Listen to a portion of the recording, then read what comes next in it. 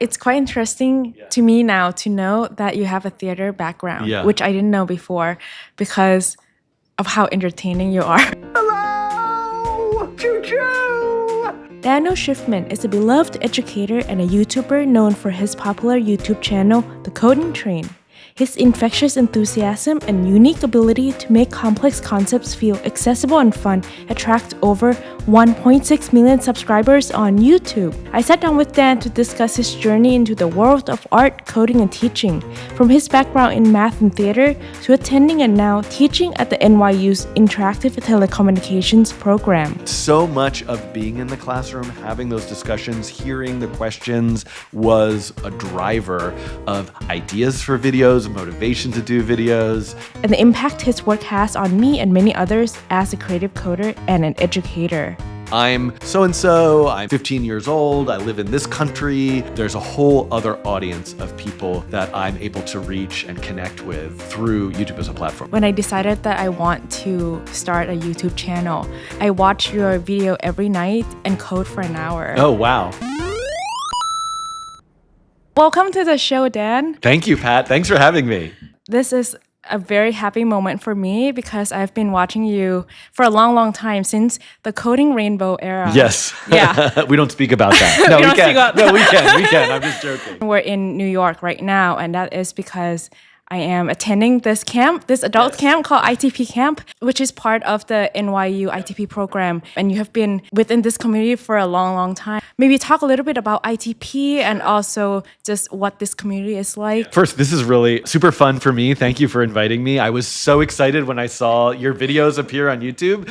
I watch a lot of different coding videos, tutorial videos, but I haven't seen somebody really kind of like diving in and making art with P5 in such a intense way as you're doing right now. So it's very exciting, and I'm thrilled to get to meet in person and have this conversation. So yeah, I started as a student at ITP in 2001. It had a different name. It was the Alternate Media Center. Red Burns was one of the founders of the program and led the program for many, many years and was the chair of the department when I started as a student in 2001. So I'm trying to go back to try not to be too long-winded here. I guess this, if any opportunity to tell my life story, here it is, maybe. But I'll stick with 2001 for now. But I had moved to New York City after graduating college. I studied math in college, but also was really kind of like a theater geek and did a lot of musicals and plays and all sorts of whatever shenanigans I could get my hands on in college to perform, and I was really interested in. So when I got to New York, I was just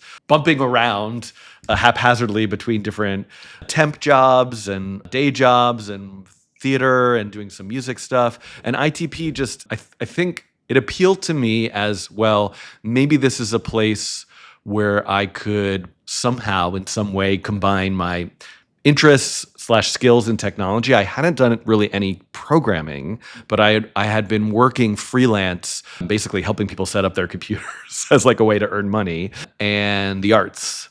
And so that's where ITP just looked like a beautiful place that I might be able to discover something there, but I didn't really go in with much of a plan.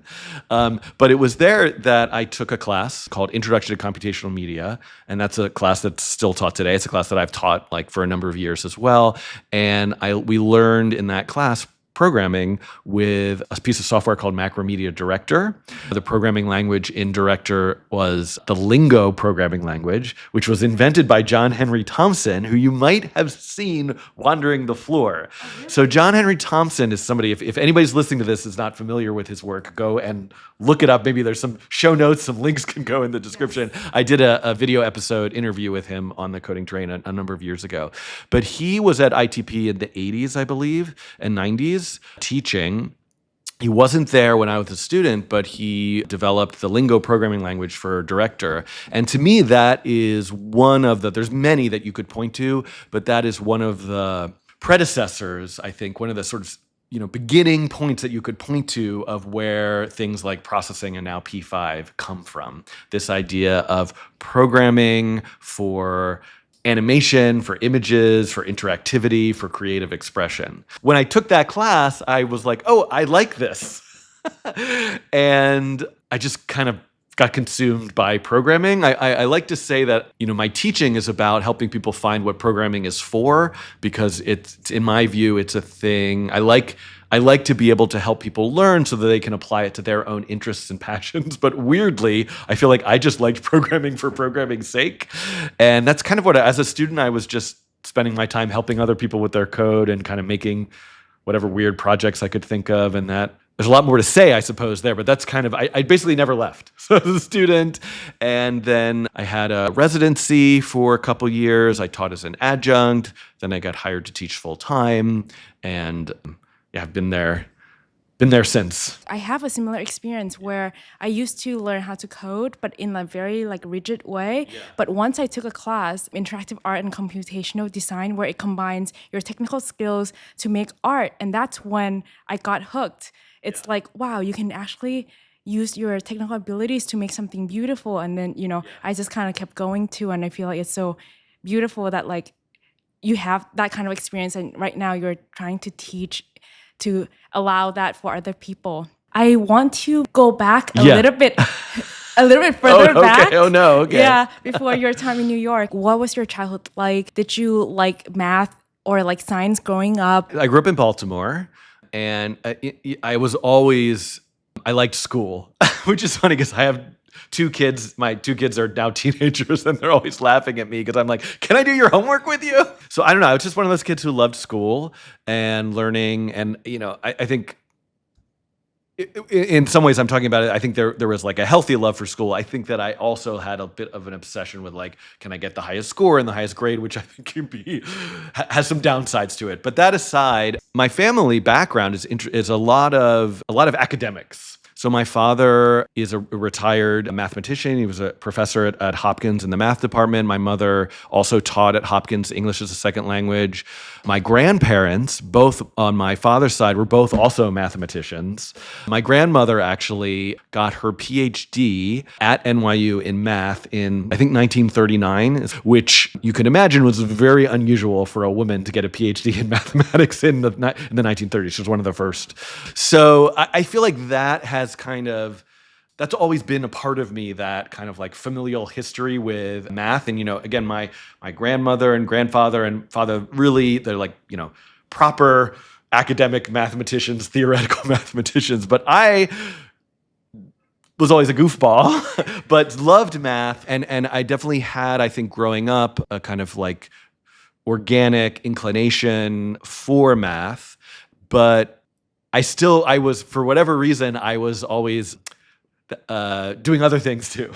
So I was always just interested in the arts, particularly the performing arts. In high school, again, I did a lot of theater. I mean, I'm just telling this story. I think maybe it's all come full circle in a beautiful way. Hopefully, I was not very good at any of this stuff, but I loved, I did chorus, I played the violin, and I was in plays. So that was always really what I loved to do.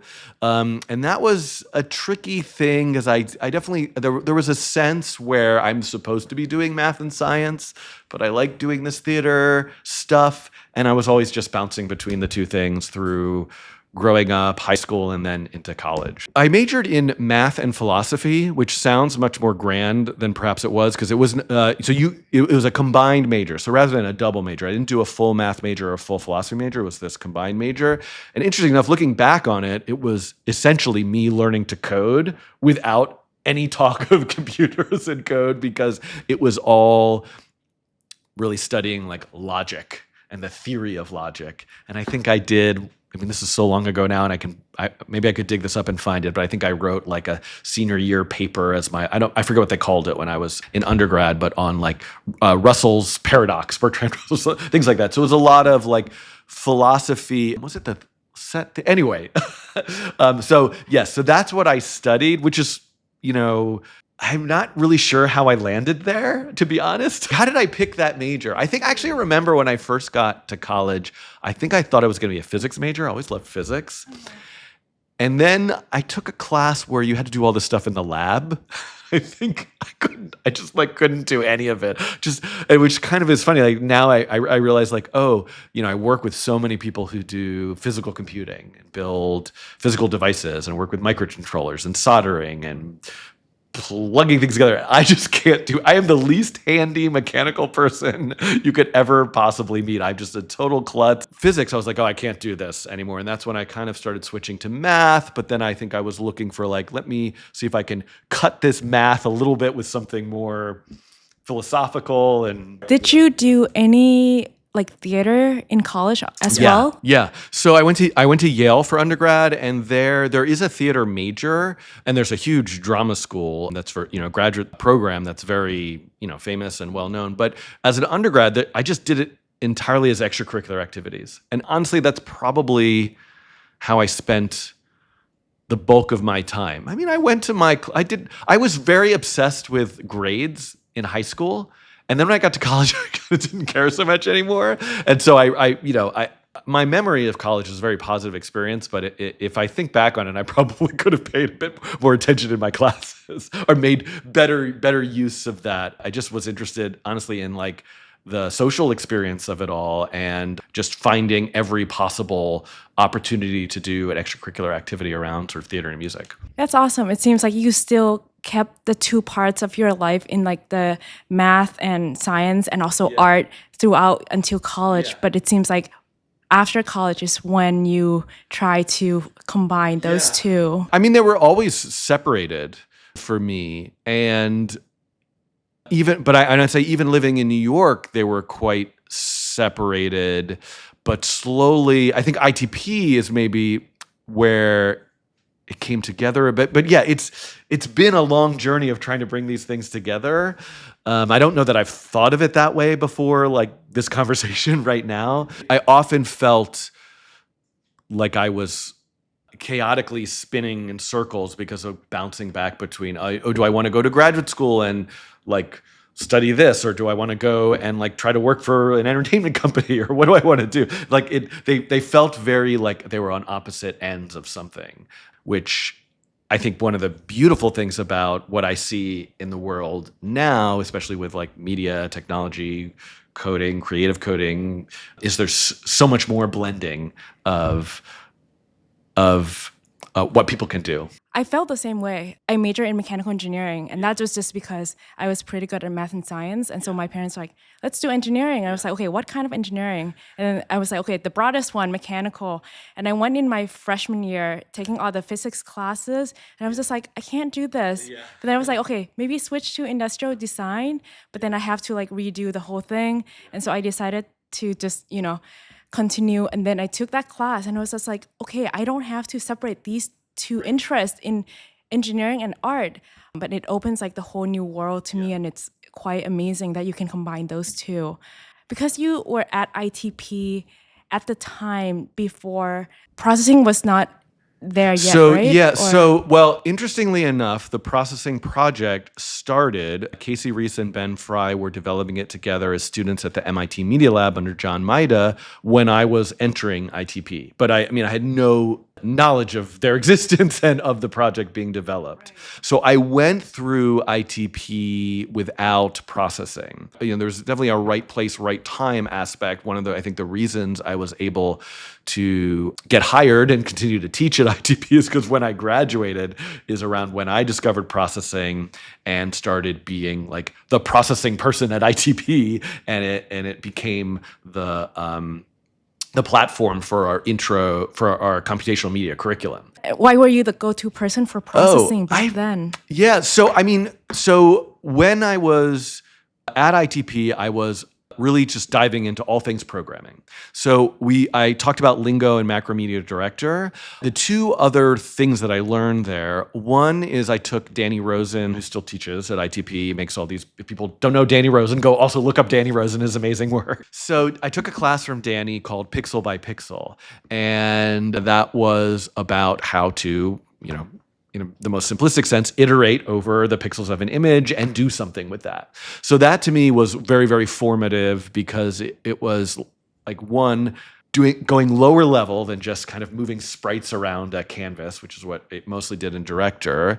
But it also kind of unlocked also all sorts of, I remember I have this book, I still have it, called The Pocket Handbook of Image Processing Algorithms. It's a really funny little book, I should have brought it with me, which Danny had. And it's a book of like math formulas, but you apply them to pixels. So that's also like the genesis of a lot of my interest. I bring that up because we learned in that class, everything was programmed in C++. I also took a class, I forget what it was called, but it was a web development kind of server-side programming class, which was in Java, which just seems so kind of insane at the moment right now to think about that. I think there was something called Tomcat, which was like the Node.js, I suppose, of the time. It was like the Java framework for writing servers. I was really loving using C++ and Java and diving into kind of like lower level programming. But most of my cohort, the other students, they really had a really hard time with those programming environments. I did too. Anything that I would, debugging in C++, we had to use, can't remember what I was using, but like the old Microsoft Visual Studio, and it was like thousands of lines of code just to open the window. So for me, seeing processing, and it was, I'm trying to remember, I know that it was JT Nimoy, who's an incredible artist who sadly passed away a few years ago now, I think, who was an ITP student who did one of the first workshops of processing at ITP. Amit Pataru, who I've worked with on some recent projects, who was teaching at ITP, I think taught a class called Code and Me, which used processing. So there's a couple other people who were teaching and using processing. But for me, I saw it as, this is the thing that'll let me do the networking stuff that I'm learning, the image processing stuff that I'm learning, the animation and stuff that I'm learning, but all in one place. And it's Java, which at the time for me, I was like, I know Java, I can do this. But the simplicity of it, the play button, all the things that I think many people, myself included, have talked about in terms of the sort of elegant, innovative simplicity of the processing environment. That to me, it just sort of like jumped out as like, I want to be using this. It was Dan O'Sullivan. He talked me into teaching a class. It was his idea for this name, which is a very silly name called procedural painting. I kind of like it now in retrospect, but at the time I was like, I don't know about this name of this class.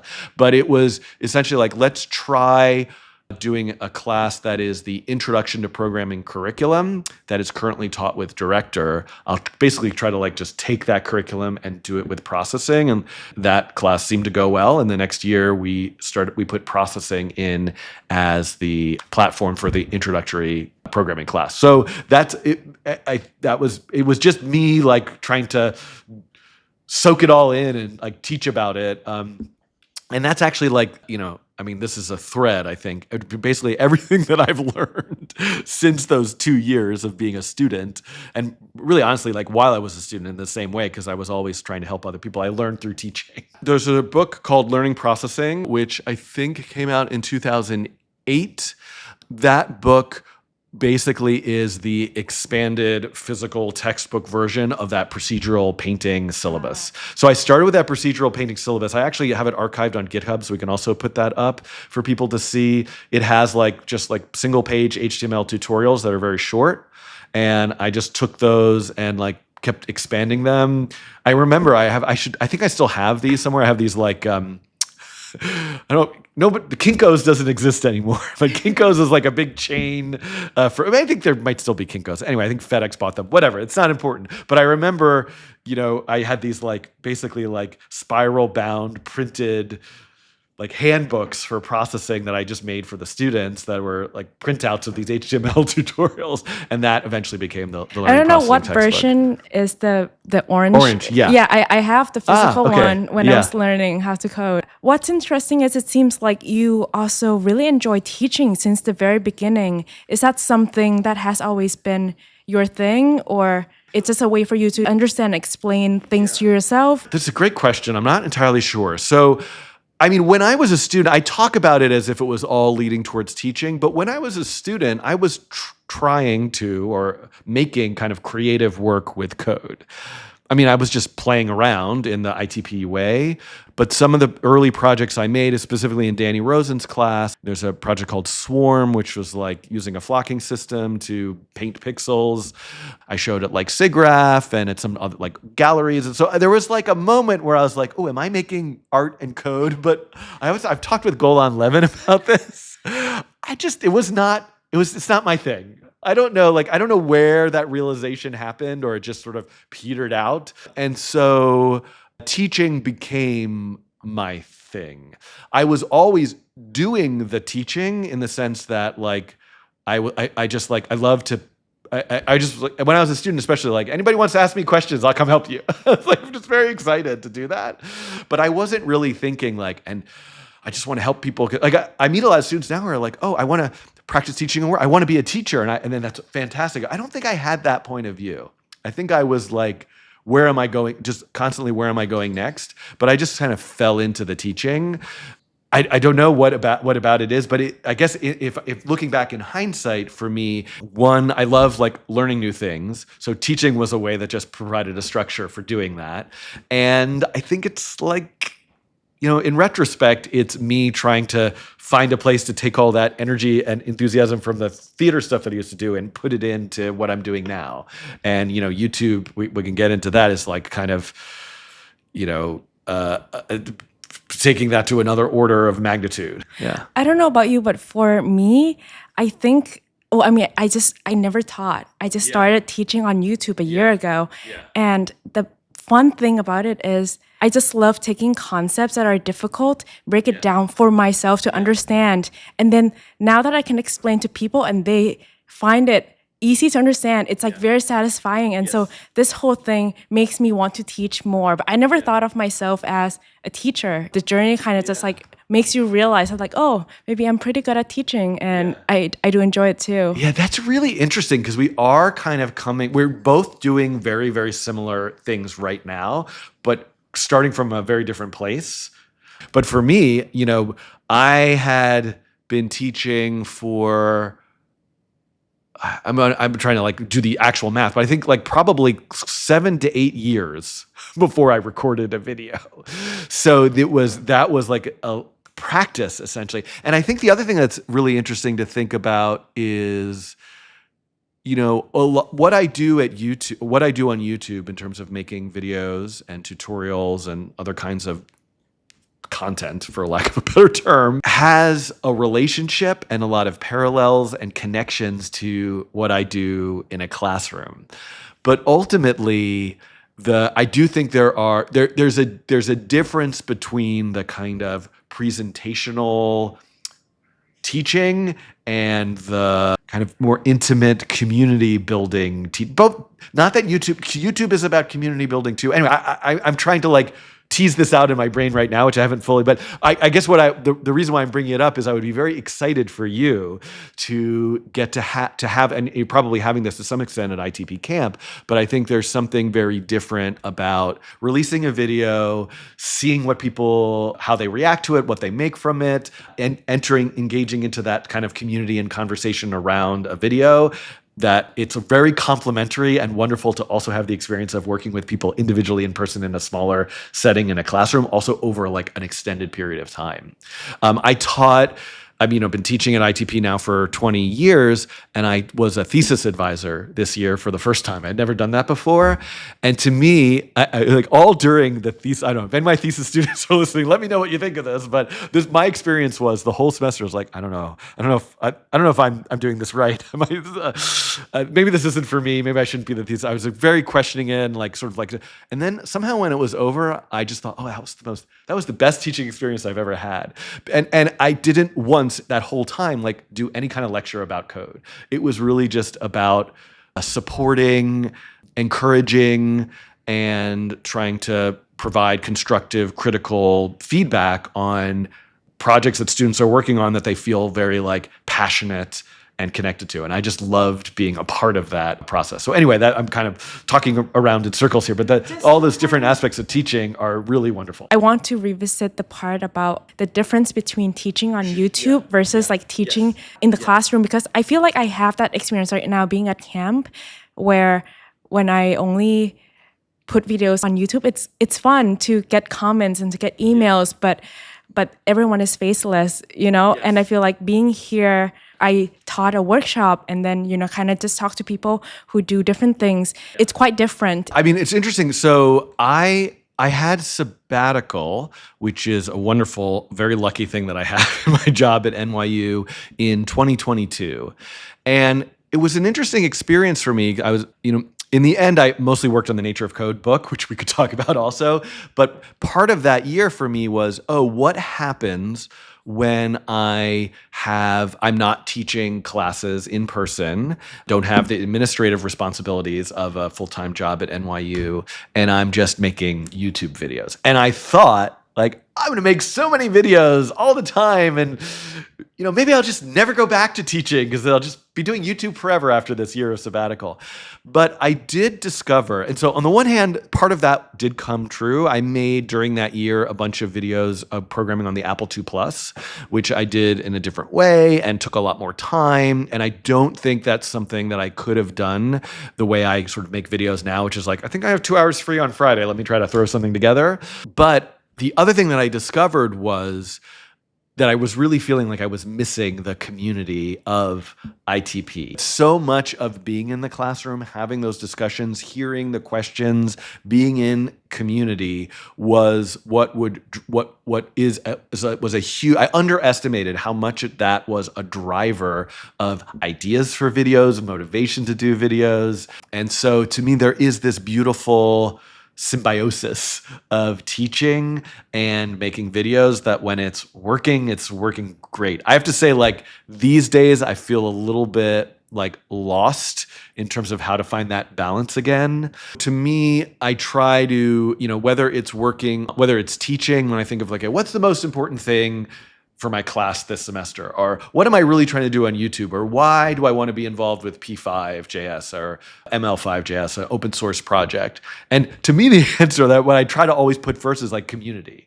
The learning isn't really happening in a classroom because a person who knows something is delivering information that another person who doesn't know it is consuming it. There is an aspect of that, but really it's about creating the community where people can be excited to share and learn and support each other. So, it sounds a little corny, but I think it's really true. Now is a good time to discuss open source projects because, we both use P5.js a lot, and I feel like I don't really know how these type of projects work. How can you contribute? And maybe you can talk about that. Yeah, it's a big question. That's all these topics could be their own episode probably. And I've fumbled my way through participating in open source. I definitely have a lot of experience, and I think I don't know about wisdom, but like ideas or thoughts to impart. But I do think participating in open source, maintaining open source projects, the first thing I'd say is just like, one, what's to me, the most important thing is community. We can put that kind of first, but also it's really, really hard. So one thing that I would say is if you're interested in open source, like open source doesn't have to just be like, oh, there's this giant software library that hundreds of people are working on and that's been around for many, many years. It can be a little mini snippet of code that's posted on social media. That's open source. So I would say, like, the best thing to do in terms of learning about and participating in open source is to just start releasing stuff in whatever way is comfortable for you. And I think you can't underestimate how helpful just like a little collection of examples as an open source project, or just a single function that like does one little algorithm, that can be an open source project. So that's one thing that I think kind of sometimes gets lost, because it can feel like, I want to get involved with open source. I'm looking at a project like P5. Where do I start?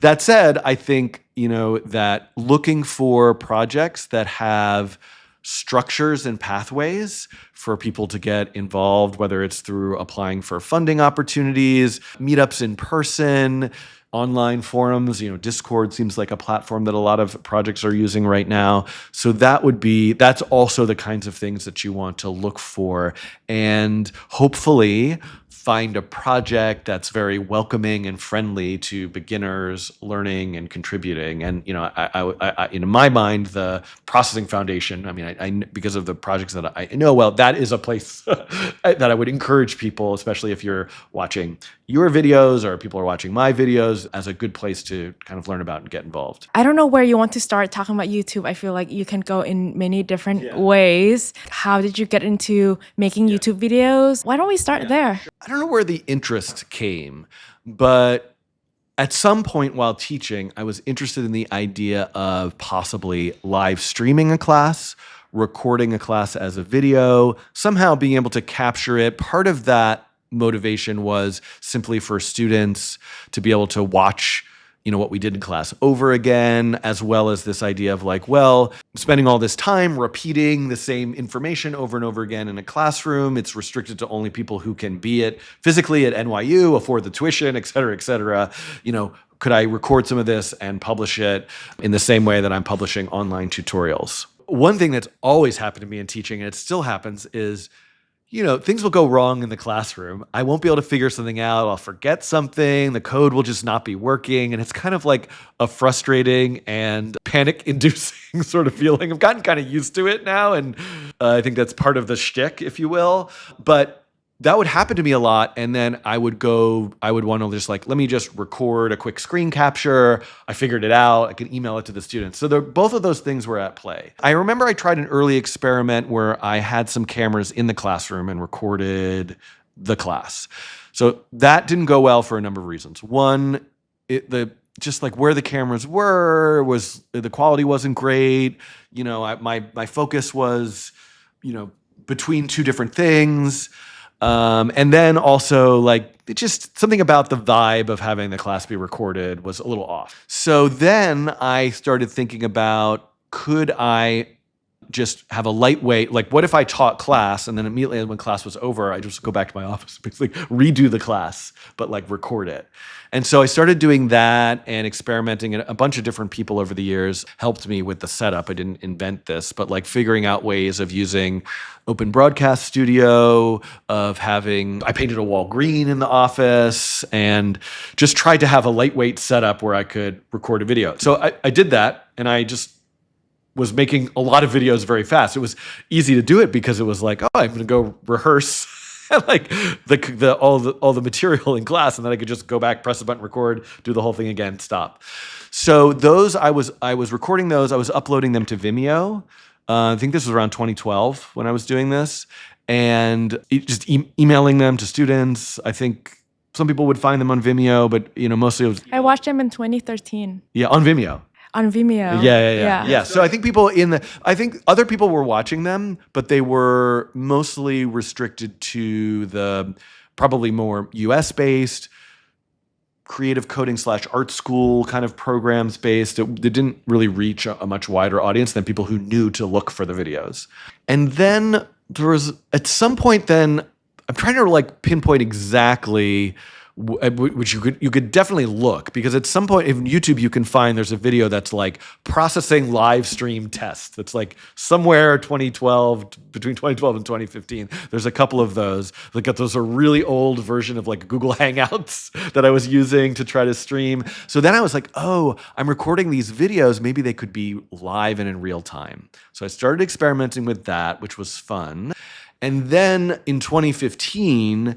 And I think if you go back and look at my channel, you'll find this. There's 100 videos all got uploaded at once. So all those videos that I've been uploading to Vimeo between 2012 and 2015, somebody had asked me, can you upload them to YouTube because I want to watch them on 2x?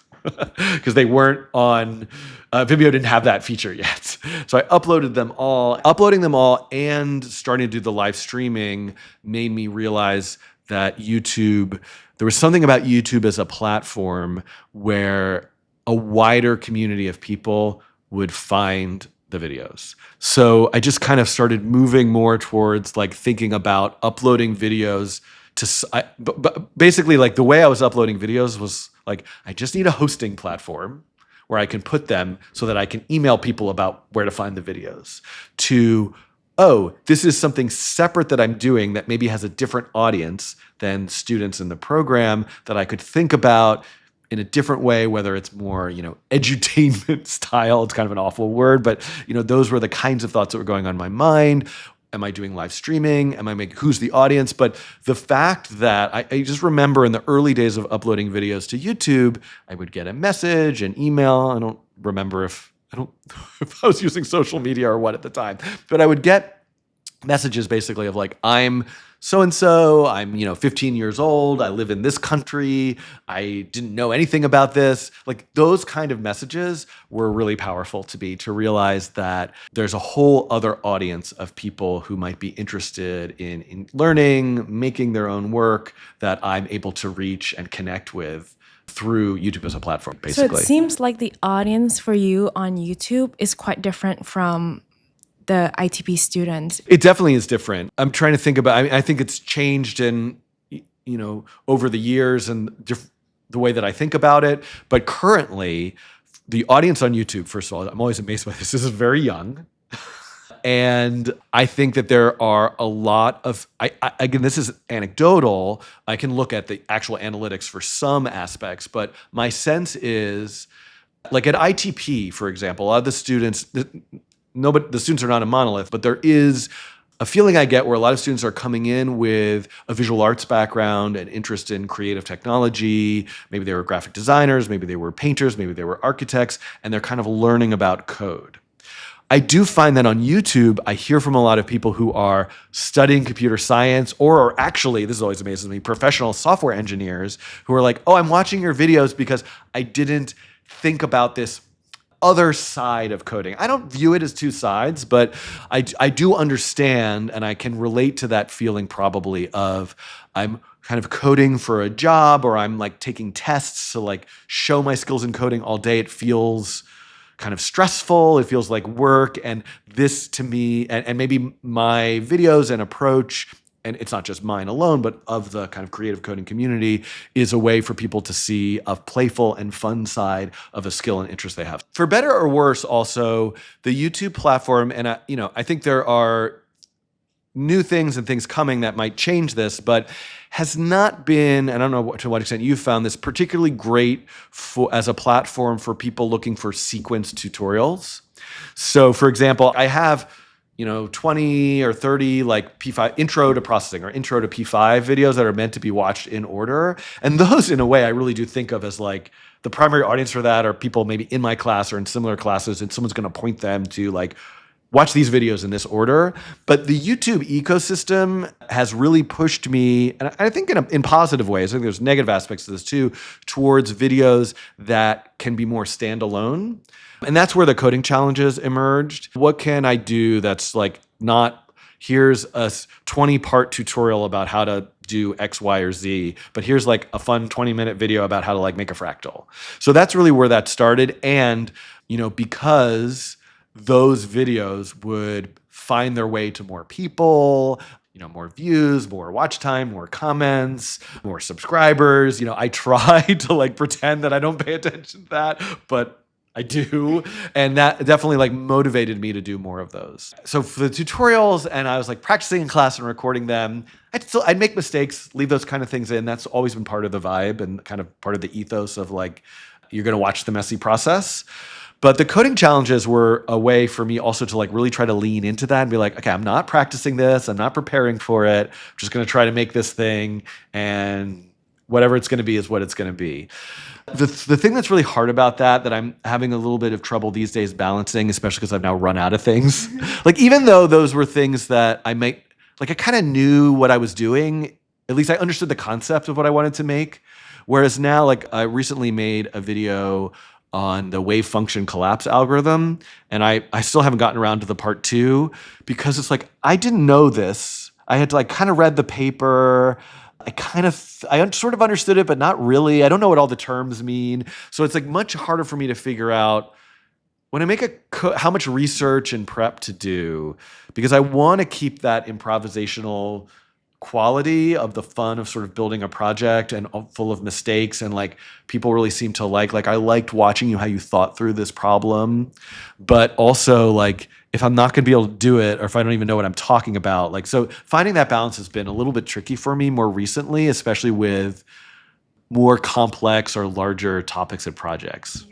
I don't think I can wing it like you do. Like, I still have to prepare quite a lot, but I have been releasing like many videos a week, and now there are like some videos that I really want to make, but it will take me at least 2 weeks to really like dive into like the algorithm. For my future plans, I will try to like kind of dive into those, because like those are interesting, and I feel like people might enjoy a little bit more complicated type of algorithm. It's also interesting, like I watch a lot of different YouTubers. One of my favorites is Sebastian Lag. And I'm always amazed by his videos. First of all, they're just incredible in terms, but they are quite, there's a certain level of detail and polish and storytelling that first of all, I wouldn't know where to start to make anything like that. So I'm just so impressed and in awe of it. But it's an interesting balance. Like his videos, I think I'm thinking about this out loud. So I'd be curious to hear what he thinks is, but like they comprehensively cover a complex concept and show code and explain techniques and algorithms, but they don't provide a start to finish walkthrough of building a project. And so I think we need both of those things in the ecosystem. And so, but I guess I think, when it's building a simpler, or not simpler, but smaller example that you can build from start to finish in like a 15 or 20 minute video, it really works really well. When it's a really complex, big topic, I think the videos, honestly, like Sebastian Lag's kind of style might work better in many ways, but I'm still trying to figure out, like, can I fit them somehow into an hour of like, and what does that mean of like building the whole thing? And it's really challenging. I think there's like larger projects inside of a how-to video. It's quite interesting to me now to know that you have a theater background, which I didn't know before because of how entertaining you are on your videos. When I decided that I want to start a YouTube channel, a year earlier, for 4 months straight, I watched your video every night and code for an hour. Oh, wow. Yeah. And that's how I kind of got back into it. That's amazing. I mean, that to me that sounds, I mean, I don't know what I hope or imagine people and how they watch the videos or what they do from watching the videos, but that sounds to me like the ideal, like what I'm hoping for. Especially like, I think this is a challenge, but like for me, the goal of videos in many ways is for people not to watch them, but to then be motivated or excited or to try making something themselves, which I think is different than, not better or worse, but just different than kind of this, what a lot of videos are for, which are really just meant for you to watch them and enjoy them. And that's, I watch a lot of stuff that I just watch just to enjoy. So I don't know, that I'm really glad to hear that. Well, I really think that coding is such like a, I don't know if heavy is the right adjective, but it's like, it's hard, but because you're very goofy in your videos, and then it helps me feel like, okay, I can watch this for a little bit longer. And your videos are like 15 to 20 minutes long for the coding challenges, and it's like, okay, I can do this tonight. And then after I watch it, I try it myself. It's like, okay, it works, and then I just keep coming back, And I feel like we need more of these type of, edutainment, I guess, videos that are actually teach you something very useful. Figuring out what the right pacing should be is challenging. And in some ways, all of my early videos, the pacing is real time because it was just me pressing record, doing stuff, talking, coding, if like I drop the pen, there's 20 seconds of the video of me walking over to pick up the pen and talking about how I dropped it. With every year, in an attempt to improve the production value and improve the retention and the pacing, doing more editing. And then, if I draw a diagram on the whiteboard, I'll speed that up. Or often if I'm going to type in a long function, I might say what I'm going to type and then speed through that. And I really do wonder, I think it makes them more watchable. Adding additional animations and editing and putting more visual information on the screen can improve the pedagogical value. Sometimes I wonder if I'm losing the sort of original ethos of get out your computer and type along with me. I do think my style, in fairness, is not for everybody. And, not all coding videos need to be like an unhinged, like, person like tripping over things and like going off on random tangents, or I think there is value in all sorts of different styles and personalities, and different people are going to learn better with different approaches. But yeah, that's something I've really been wondering about as I've really shifted the style of these coding challenge videos to be more produced and more edited with more post-production. It also just takes me so long to make them now. Why do you think that is? Well, I know why it takes longer to make them from a logistical point of view. One, it's just like I'm recording, I've gotten some more cameras and I'm recording more inputs, passing all that footage off to Mathieu, who does the editing. Then he'll do a rough cut and I'll take notes, and then we'll do a lot of other let me make some extra examples and I'll capture them. So I think the refinements of the video after the recording session have a lot of value, especially for videos that I feel like I want them to live for many years and for people to come back to and be able to watch. So it's worth it to me to take an extra day to make an additional diagram that gets shown when I'm explaining something. So that's why it takes longer to produce them. But it also I think there's something about it taking up more mental and emotional energy and feeling this sort of pressure of oh, I'm going to release a new video. It seems like more of a thing than just oh yeah, I recorded something, I'm uploading it now. I gotta go to the dentist. That's how it used to feel for me. And so I think something about that kind of slows me down, or just it makes it harder for me to just in a more casual way, just like I was saying, I have an afternoon free, let me quickly record something. Do you think it's the scale, or do you think it's the frequency at which you release now that provides that pressure for you? That's a good question. So I think I'm pointing to the scale, but I think it also is the frequency. I mean, because I think one thing about making a lot of videos very often is each one feels less important. And that's a good thing. I think. That's how I feel. And it's a cliche, but I'm trying to constantly remind myself, and I'm forgetting what the actual cliche is, but something like, don't let perfect be the enemy of good. And I think for me, honestly, live streaming is a way for me to kind of break through all of those blocks. Because, and ironically, I don't do a lot of work with sponsors. I have dabbled here and there with having different sponsorships, but one of the best things about having a sponsor I only ever did them really for the live streams. Maybe once or twice I did a video with a sponsor, is I would have to commit to it. Maybe I didn't at one point, but now I really need structures that kind of require me to build in time and commitments to making the videos. Because I don't know, I'm some of it is just this summer has been very right now is very busy and I have a lot of travel plans. So I think that's part of what's in my mind right now is oh, am I even going to get to release a video this summer? And some of it was been working on the Nature of Code book for the last couple of years. Is really it's kind of I really have to finish that. So if I have some time today, I'm not allowed to go live stream. I have to work on the book. I think I would like to more regularly live stream. The Nature of Code book is available online now for pre-order. But the good news is you don't have to pre-order it. You don't have to buy it because it's also completely online for free. And that, to me, is sort of the most important aspect of it. So just to give you a little history of the project. So when I was a student, we were talking about ITP earlier, two other formative classes for me that I took. One was called Dynamic Bodies. It was taught by James Tu, and it was a class around programming physics simulation.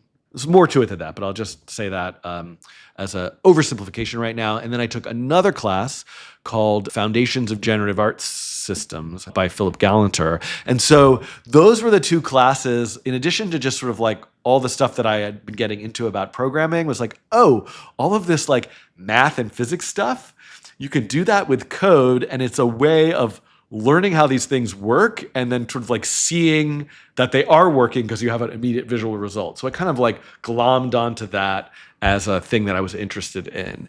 And so when I was learning processing and making tutorials, I was always oh, let's make a bouncing ball, or let's make a fractal tree, or let's make a cellular automata. So that's where those classes and just kind of the stuff I was doing with processing ended up being, I kind of in a way, I kind of fused those two classes into my own class at NYU called Nature of Code, building on top of, those two curriculums to make my own. And I was okay, well, why don't I try seeing if I can do this next book Nature of Code, which is will be based on this class, as a self-published thing. That's the Nature of Code book, 2012, all with processing examples. So fast forward to now. Basically, so I'm very excited for people to see the new book because I'm proud of the old one too, but something about this one, it feels like a lot more time went into it. There's so many things that I learned from teaching material over the years that that didn't make sense in terms, like I just fixed up a lot of sequences with new examples. The website has all of the examples and all the material for the book online, but the print book, I just got the sample copy of it yesterday. So like, it's just like a really nice, high quality print. And that the print on demand, as nice as that was and easy and lightweight and inexpensive as it was, there's something really special about having the physical copy. It's got this flexi-bound cover. The design of the cover is from Tuan Huang, who I know you've met at ITP, and Xana Marsh, who I've known from ITP for many years, did all these illustrations. So I guess what I'm excited about is it's an educational resource that I hope people will use freely and openly. But if there's somebody out there who wants to also feel like they have like a precious, what I hope will be a precious physical object version of it, you could get that now too. I'm curious because you've been making videos for so long. Do you hope that people will read the book and then code or use it as a supplement to your videos? You know, I'm interested in making things that help people learn, and people learn in different ways. So my hope is that, you know, the format of the book in terms of being a website, a collection of examples in the P5 web editor, a physical thing that you could pick up and read is very heavy and big. So maybe it's not a kind of like just take it on your trip to the beach or whatever kind of book. But that is just an alternate pathway that might work for some people where the videos don't. But to me, I see them as complementary. And yes, it's my hope that watching the videos might lead some people to find the book. Well, there'll be things in the book that I can't cover in the videos. The videos certainly have a lot of additional things that aren't covered in the book. So I like them to like feel like it all works together. So when you teach at ITP, you know exactly who you're teaching. But when you make videos, who's like the persona that you're like thinking about, and has it changed over time? I don't know that I have a kind of persona in mind or like a person, an sort of embodiment of a person in mind, but I do try to really keep in mind a beginner. And so my goal is and again, this doesn't mean that every video is going to explain everything. And like, there's plenty of videos that if you've never coded before, if you turn them on and started watching them, you'd be like, what is even going on here? Probably. But my goal is to always provide enough context and not make assumptions, so that in theory, if somebody was a total beginner, never coded before, and wandered into my wave function collapse video, sure, they might not make it through the whole thing. I don't know if anybody's ever made it through that whole video, but that they could feel sort of like welcome and like they're able to follow something and maybe get inspired and maybe find their way to, if they were interested, some of the other tutorials. So that is the primary thing. It is challenging. I think one of the things that happens to me in the classroom, I wonder if this translates to YouTube in some ways, is sometimes if I know or I think that there's a student in the class who's kind of like, I think they're advanced or they know a lot of stuff, like I'll sometimes in the back of my mind being like, oh God, I'm so worried that person is so bored by me. And that will start to affect what I'm doing. And I really have to talk myself out of that. Because if I feel like I might be that person for other people sometimes. Like if I go to a workshop and somebody's teaching something and they might see me if they know me and think like, oh, Dan knows all this already, must be so bored. But for me, I'm just like so excited to be there and interested, like regardless. So I know that if I go and talk to that person, they'd be like, no, I'm really interested and I'm here to like learn and help other people, you know. But you have to get that voice out of your head because if you, it's hard to be in the middle. So for me, I like to really just like stay on the, that's not a side, there's no sides, but sort of hold and keep the idea that is what I'm doing here inviting, welcoming, friendly to someone who's new. And even if I'm going to wander into more complex topics that are sort of skipping over certain details, can I somehow acknowledge that? So at least that like a person who's watching can feel like, oh, you see me here, you know that I might not be getting this, but I'm going to follow along anyway. that kind of thing. So I'm not saying I do this successfully, but that's what I'm trying to do. So, what would be your advice or your experience in teaching people who are really like technical versus people who are more on the art side in the same classroom? I don't think there is a like clear answer to this. One thing I have tried to do is, and it's not like there's a clean break here, but I often think, one is I think fostering a classroom which is about discussion and sharing and participation is probably the best way to do this, as opposed to, but if I'm thinking about I'm presenting, the way that I often try to think about it is if I think about there's 45 minutes here, a half an hour, an hour, however long it is, maybe the first half an hour, if I'm walking through a code example, step by step, very, very slowly, filling in every little detail, crossing every T, dotting every I, and then that's a sort of foundation and kind of on-ramp towards then and now that we've built this example very slowly, step by step for everybody, regardless of your skill level, now let's go look at a whole bunch of other things and kind of skip through them more quickly. I try not to be in the middle too much.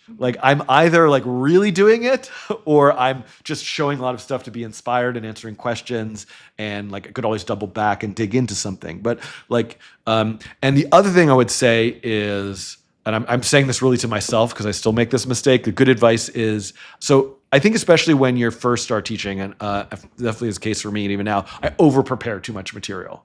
Or even if it's not really I'm preparing, my list of things I'm going to do today in class is way too long. It gives me some comfort to have that because I always have this feeling of this class is 2.5 hours. What are we even going to do? How is it? But the time goes by like that.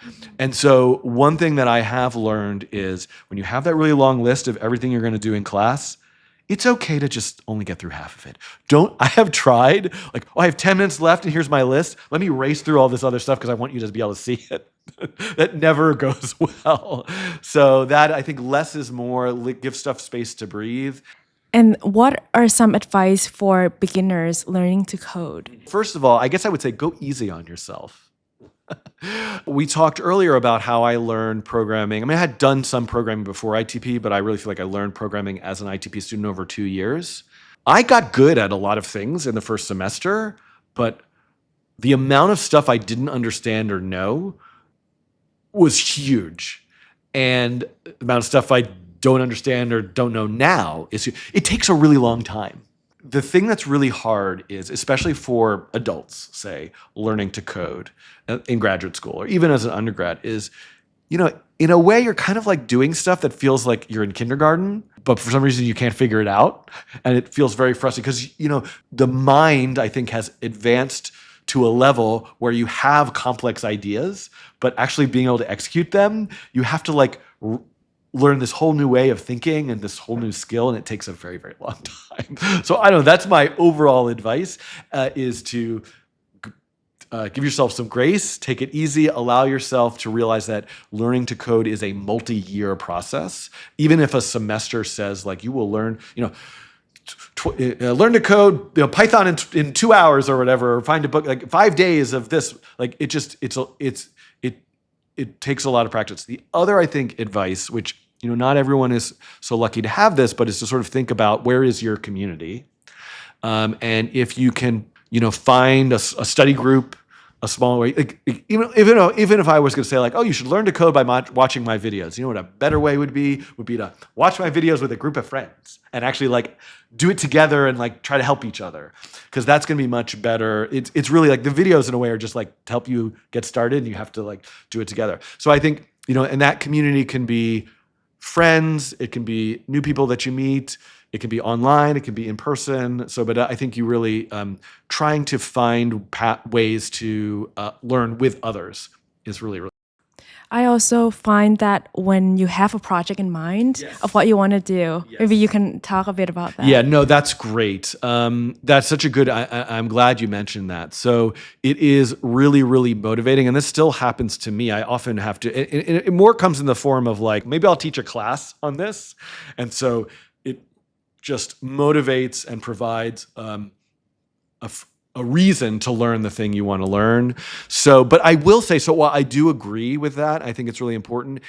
It's also okay when you're first learning to just like allow your project to go in the direction that your learning takes you. Because sometimes I think people can fall, they're like, I have this like idea for an app or a startup, and or maybe an art project, like a very grand, large idea, and you learn to code in order to execute that.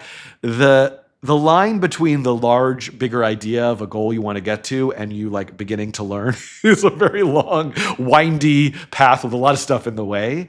So it's okay to sometimes just be like, I just want to first let me just learn to code, and like I'm just gonna make some weird stuff, and if I can't figure this out, I'll just change what I'm making to do the different thing instead. Allow like the process of coding can be exploratory, playful, experimental, and not have a fixed destination. Oh, and with the last question, why do you think we should learn how to code? Or should we? I know. I don't know. I mean, I don't. It's a hard question because I don't want to sit here and say everyone should learn to code.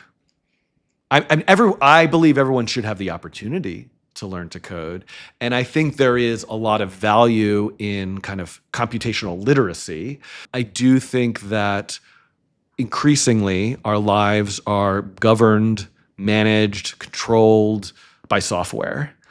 And in order to be a person in the world who can feel empowered, who can understand how things work around them, can be a force for change, can pursue their passions. I think knowing how software works, how to write your own software is very important for that pursuit. I think also it is a way of thinking about a problem that can be applied beyond just coding and software. So learning to code might result in people making beautiful sweaters and, you know, all sorts of other things that you might pursue just from the kind of concepts of algorithmic thinking. So I think it has value there. You know, for a lot of people, it is an economic opportunity. So I think that is something in terms of job opportunities. It's work that can be done remotely, that, you know, maybe you don't have, I believe you do not have to have like a degree from a fancy expensive institution to be able to work and as a programmer in whatever context you might want to work in. So I think that's important as well. But it's not for everyone, but everyone should be allowed to try and see if it's for them. And this is a little last, like, because we're not talking. Isn't this amazing that we talked for however many hours now? We haven't talked about AI. But we can finish without really talking about AI. But I do want to push back on the notion of, well, maybe you don't need to learn to code anymore because of, blanket statement AI. And maybe there's some amount of truth in terms of what kinds of new tools are coming to allow software to be created and written without like certain kinds of formal syntax. But again, for me, there is a certain joy, and it's a kind of a joke, but like of the sort of like artisanal, handmade, the act of coding, the process of writing the code and thinking through a problem is an act of creative expression. And maybe something that putting shortcuts in it, while could be really valuable for certain kinds of processes and jobs and tasks that automation would help, that is meaningful on its own. So that's a reason why everyone should have the opportunity, if they want, to learn to code. Great. I think we should end there. That was a good parting words. All right. Well, thank you so much, Dan. Yes, thanks for having me. I'm so excited that we got to connect online, that we got to meet in person, that I can follow more videos that you're going to be making and find ways to collaborate more in the future.